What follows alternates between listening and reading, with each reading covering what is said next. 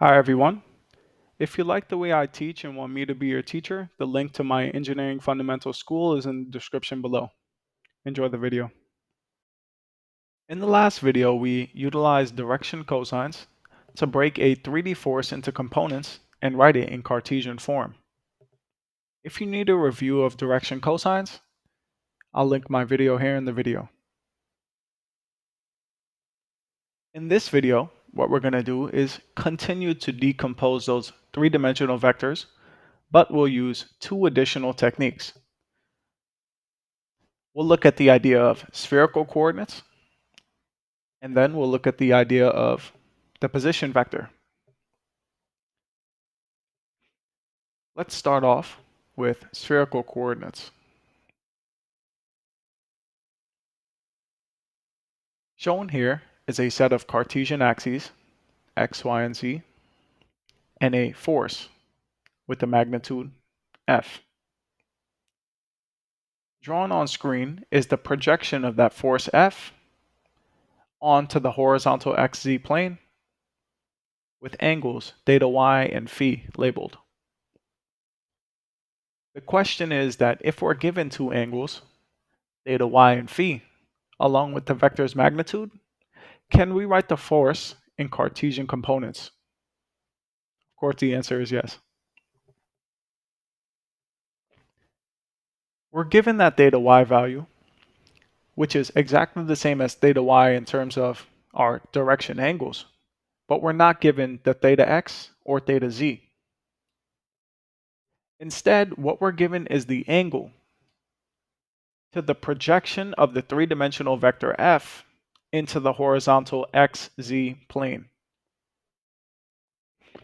And that force is called Fh. We can easily find Fy utilizing the dot product. The component of the force pointing in the y direction is represented by F dotted with J. That's the y component of the force, which is the magnitude of the first, F, the magnitude of the second, 1, and the cosine of the angle between those two vectors, which is theta y, our direction angle. So we will be able to find Fy. What about Fh? Let's take this diagram and redraw it. Now that we've repasted our diagram, let's see if we can look at the problem in a different format in order to find the x and z components. First, we'll start off with observing the YH coordinate system. If we isolate this force F on this set of axes, it'll look like it's just inside of this plane. Another vector lays inside this plane, which is FH. From this, we can easily see that FH is equal to F sine of theta y. Let's now look at the XZ coordinate system. Inside of the XZ coordinate system, the horizontal plane, let's draw our vector FH, which is at an angle phi with the x-axis. From here, we can break down that FH into two components. We can break it down into its FX component and its FZ component. Substituting FH back into this equation, we can get the full form of Fx, Fy, and Fz. And these are the final formulas shown here.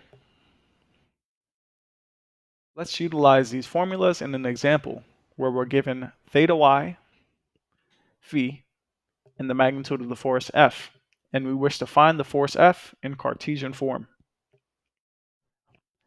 If we substitute into these equations, we'll be able to find the answer. But let's also look at the geometry. We'll replace these forces with the appropriate inputs. We can see that upper triangle there. And from that upper triangle, we'll be able to see that the y component is 100 cosine of 60 degrees. What about the x component? Well, the x component basically requires two trig functions. We first need to do the sine of that triangle to find FH, and then the cosine components of the 30 degrees. And the z is similar, except it's the sine component. Writing out the full answer here, and then putting f in vector form using those components. This is the answer shown here. If you're enjoying the video, please like and subscribe as it helps me out a lot. Let's move on to the idea of a position vector. If we have 2 points, points A and point B, with coordinate values, we can draw a position vector A, position vector AB, and a position vector B. Let's label those. If we recall the parallelogram rule of vector addition, which I reviewed in a previous video, we can write the following relationship. We know that RA and RB are just going to have the vector components equal to the coordinate values. If we substitute this into RAB and solve, what we get is the following. For clarity, I'll rewrite this in expanded vector form. And we can see that minus kind of distributes. And this is why we end up with the difference of x's, the difference of y's. And if we had a third dimension, we'd also have the difference of z's. Let's go ahead and do an example to illustrate this technique. Let's say again, we have the Cartesian system. And let's say there's a tree trunk. This trunk is vertical and it's being held up by a few different cables. This first cable, cable BA, is located at a certain position.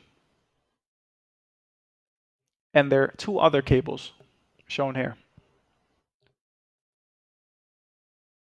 Our goal is, knowing that the tension in cable AB is 1,300 pounds, we want to write the force inside of the cable in Cartesian components in the section nearest to B. We want to find the direction cosines, the direction angles, and the magnitude of the force projected in the XZ plane. First thing we're going to do is we're going to observe this section closest to B. So let's redraw this diagram and put that force in the section nearest to B. If this direction confuses you, please watch my lecture on free body diagram practice, where I will clear up the entire concept for you. Let's put that 1,300 pound magnitude. Repaste the question. Let's go ahead and utilize the idea of position vectors. Here's the equation. And visually represented, that is the position vector of B. This is the position vector of BA. And this is the position vector of A. It's clear to see how those vectors sum. Let's continue the problem. We know what the position vector of A is, and we know what the position vector of B is. Let's isolate RBA, fill in those two known vectors,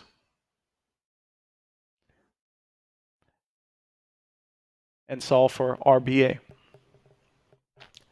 If we wanted to verify that RBA is correct, all we have to do is start at B and follow the directions given by RBA. For RBA, we have to move 4 in the I, 10 in the J, and -3 in the K. And we successfully got to point A, so we know that we're correct. We know that the force in the cable is the same direction as the cable orientation. So we have the ability to find the unit vector pointing along the force direction. Let's go ahead and find that unit vector using the position vector, since we know that they are parallel to each other. We take a vector and divide by its magnitude, and we're able to find the unit vector.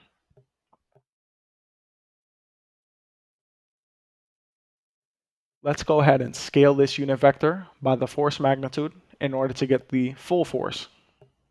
We remember that the magnitude is 1,300 pounds given in the problem, and if we go ahead and scale this unit vector value up, what we're going to get is the force written in Cartesian components.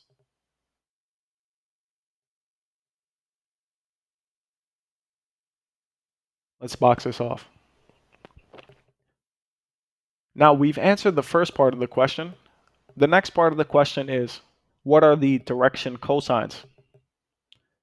If you remember, the direction cosines are just the components of the unit vector, the lambda x, lambda y, and lambda z.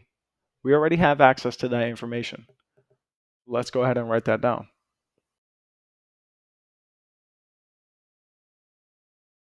Now, what about the direction angles?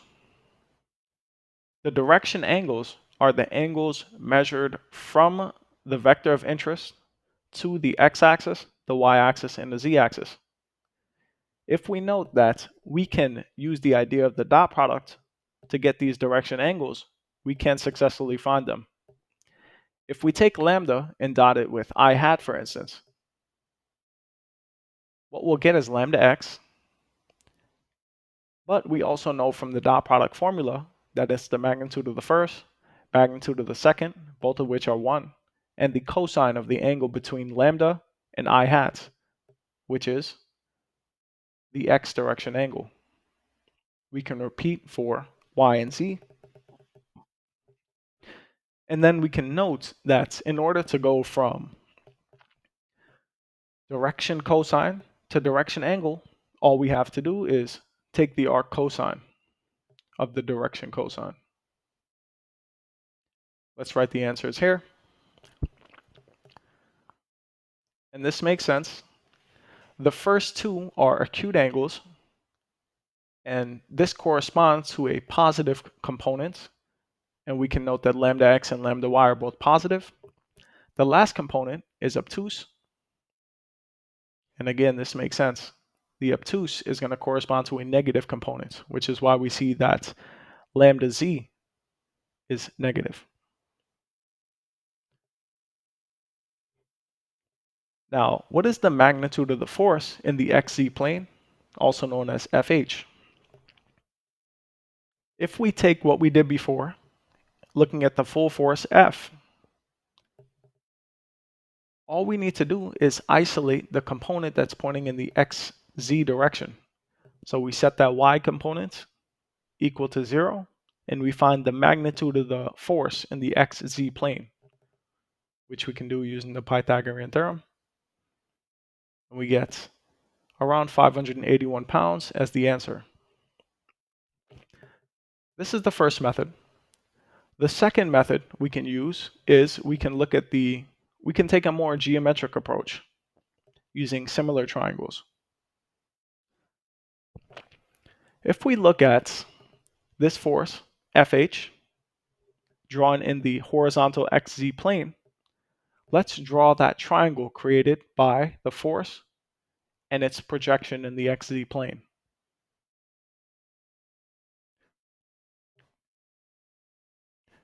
We note that this triangle is similar to the triangle formed by the parallel position vector. The position vector RBA and its x component being, if you look at the 3, 4, 5 right triangle formed, we can note that that bottom side is 5. Finding the magnitude of the position vector of BA, which is 5 root 5, we can use the idea of similar triangles, noting that the ratio of FH to 1300 must be 1 over root 5. If we solve for FH, we get the same answer as we did before, around 581 pounds. This method is a more geometric method, which some students prefer.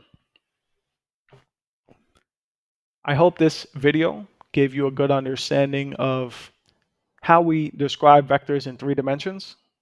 In the previous video, we looked at direction cosines, and in this video, we looked at the spherical coordinates, along with using position vectors to describe three-dimensional vectors. We now have all the tools we need to begin solving mechanics problems in 3 dimensions. So in the later videos, we'll do examples. If you enjoyed the video, please leave a like and subscribe. Keep learning and keep working hard. Goodbye.